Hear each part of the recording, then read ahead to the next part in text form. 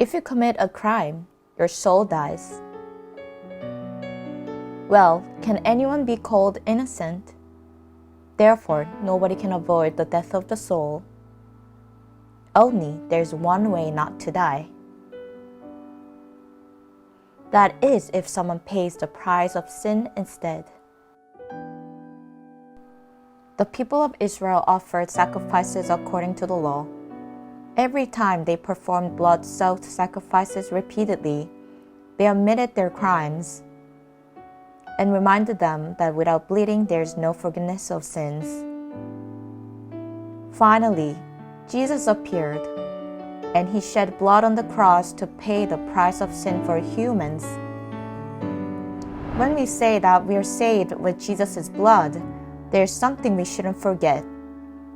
What gives us salvation is not blood itself, but the death of Jesus who shed the blood. When offering sacrifices according to the law, normally sheep's blood was shed, but those who couldn't afford it cut a dove, and those who were even more difficult to do it offered fine flour.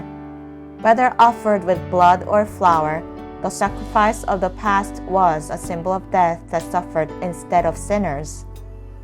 By killing redemption, people avoided God's anger that the sinners had to face. This is the key to the sacrifice. Jesus used a parable to compare the prayer of a certain Pharisee and a tax collector. Unlike the Pharisee who showed off his own will, the tax collector wouldn't look up to heaven and said, "God, have mercy on me, a sinner." The meaning of having mercy is to pay for the price to relent anger and be forgiven.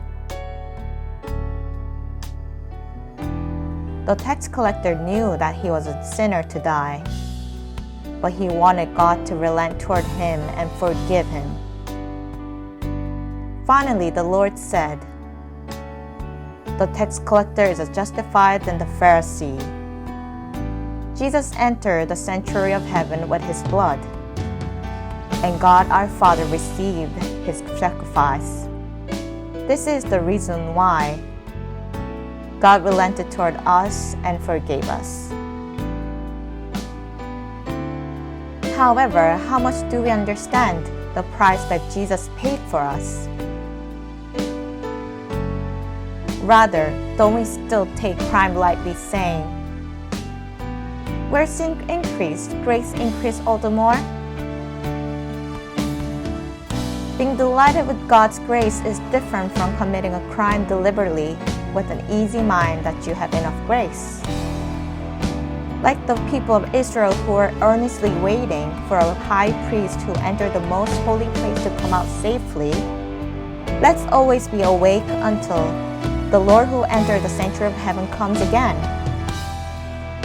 Let us understand the Lord's heart who accepted the death to redeem us and fulfill faith life that changes every day.